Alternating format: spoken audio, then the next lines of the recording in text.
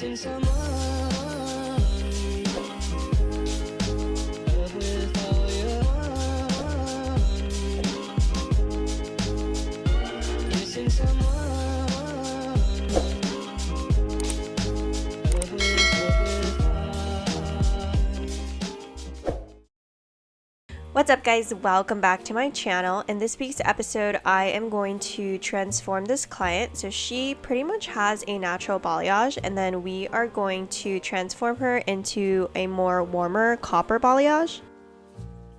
So a little color history, as you'll see as I go through her hair and start highlighting, is she originally was a client that had a silver underlight, which is basically the whole underneath was solid and blonde. So we have been working on transitioning her to a balayage. So the last appointment previous to this, we mostly just did a partial balayage on the very top, and so you can see the underneath is still solid, but the top is already kind of dimensional and blended. So today we're going to work on blending out the root of everything and kind of getting everything to look more so of a natural balayage. So to start off her highlighting, I am going in and just detailing the hairline here in the back. So I'm going in and basically just doing a medium-sized weave just to give her some brightness around here. You can see that the last time I didn't really highlight this underneath because the roots were so small compared to the regrowth of the top. So now we're going in and pretty much blending. So I am taking some negative space in between my weaves so that they don't look too solid, because again she wants to look more of like a natural balayage, so we want to have some dimension in there as well, whereas blending out her roots. For today's lightener, I'm using the Blonde Me Schwarzkopf lightener, and I've mixed up a bowl of 6 and 20 equal parts, and I like to mix that 1 to 2 with the powder. So I'll do like 50 grams of powder to 100 grams of developer just to give me a nice thick consistency, and I feel like this always gives me a really good lift. And since the root here is super long, I am just feathering it down and then feathering it up. I felt like if her hair was more platinum or super light, maybe I could put like conditioner there, but her hair felt really healthy and I wasn't too worried of like any overlapping or anything like that. But sometimes if I do feel like the hair is more on the fragile side and something like this is super solid where the roots are grown out super long and the regrowth is pretty uneven, sometimes I do put conditioner. But in this case my client's hair was pretty healthy, so I decided that I was just going to feather down and just be super careful and mindful as I painted really close to her line of demarcation.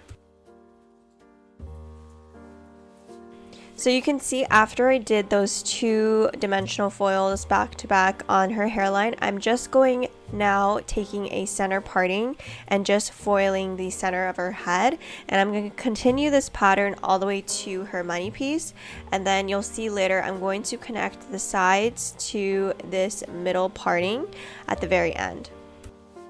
And this sectioning pattern is fairly new. I used to split this back half section into 2, but I find just by detailing the hairline and taking a center parting in the back all the way to the hairline in the front, it has saved me a lot of time, especially if you're doing like a full head of foils or a full head of like balayage or anything like that. I feel like skipping and splitting this back part into 2 and just doing 1 instead saves me, I would say, at least like an extra 10 to 15 minutes depending on, of course, how much my client's hair, how much hair she has. But it's not like I'm skipping any sections at all, because later you'll see I really don't miss any hair. It really ends up being like a full head of highlights or a full head of color.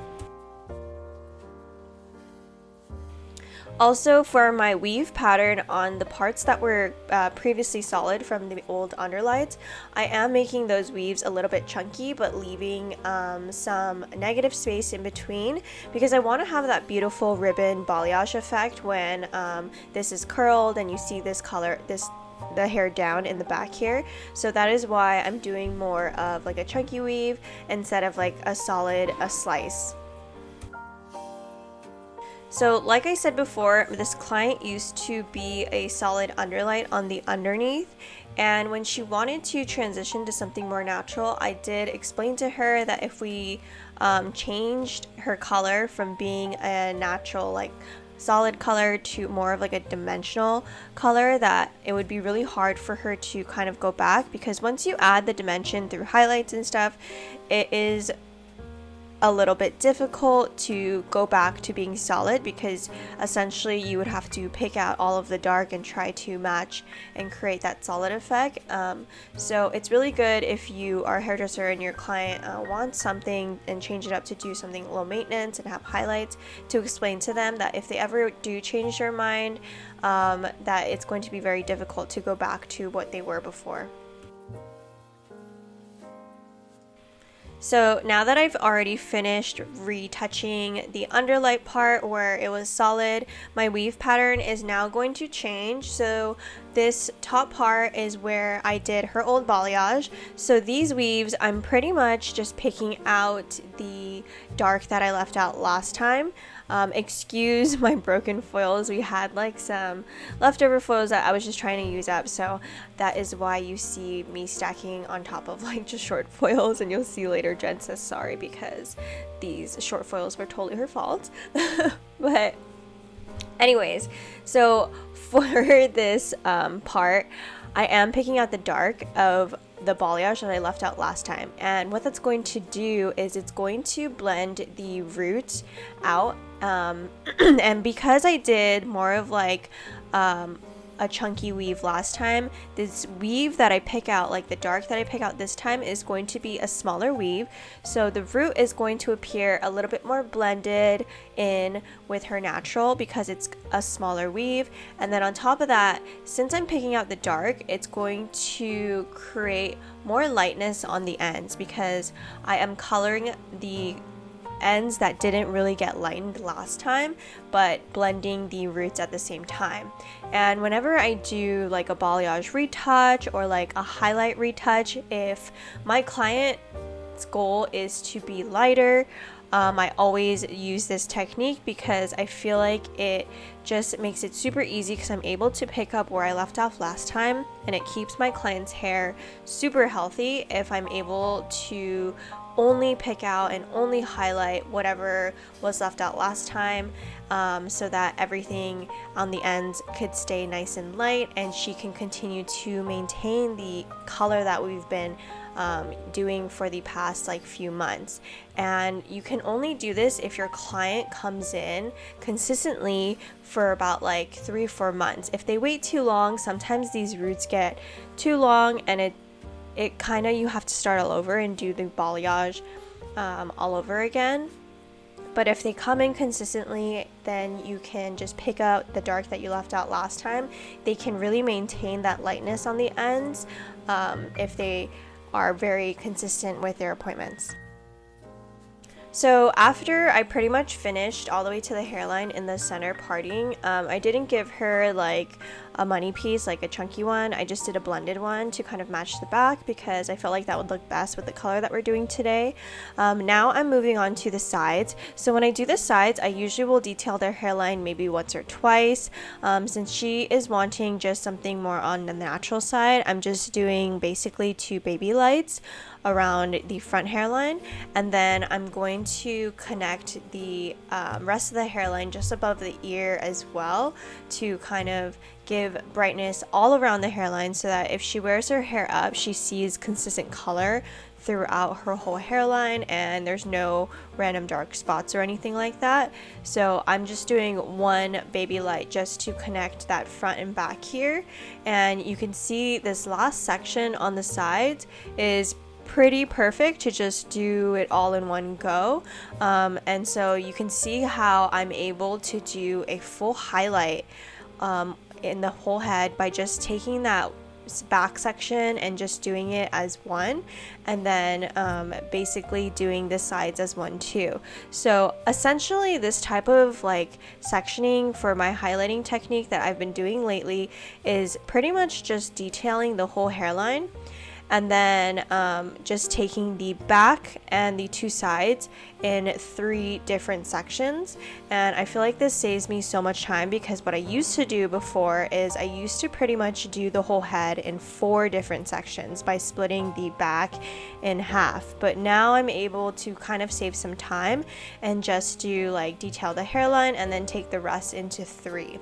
And then also another tip is when you're doing the sides here, this is where you can leave a little bit more dimension, because this is where the halo, or wherever she parts her hair, those hairs are laying over. So when she curls her hair, if you leave more dimension on the sides here, she is going to see those more pops, because the only way a highlight is going to pop is if it's against something darker. So leaving the dimension here actually creates that illusion that the top highlights are a little bit lighter.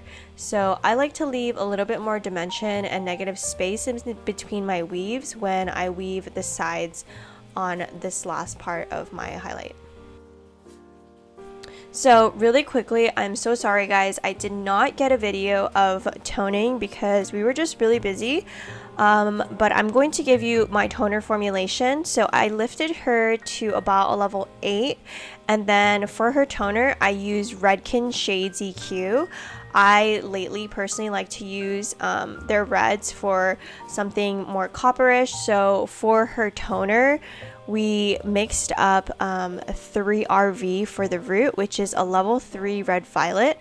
And then for the mids and ends, we mixed up 3R with 5cc, and essentially her goal was to be a really pretty, beautiful, bright copper, and reds tend to fade very quickly, so I always warn my clients that this color is going to fade extremely fast. So in that case, I always suggest to do it a little bit more vibrant, a little bit more on the redder side, because you will quickly get to copper in a few washes. And so yeah, I felt like also, when you're formulating any type of red toner, it's really good to drop it down, because a lot of times when you're adding in warm artificial pigment into the hair has a hard time grabbing onto the warmth that's artificial and not natural, because you've already lifted out all of the natural undertones. So I always like to drop the level a bit, and by dropping the level you get more pigment out of the toner, because essentially as you drop the level, there is more of like the tone in the toner bottle. So that is why I chose to use such a dark level. But you can see, even though I use like a level 3 and level 4 red copper toner, it looks pretty light still in her after. Alrighty guys, that is it for this week's episode. Thank you guys so much for watching and tuning in, and as always, I will talk to you guys next week.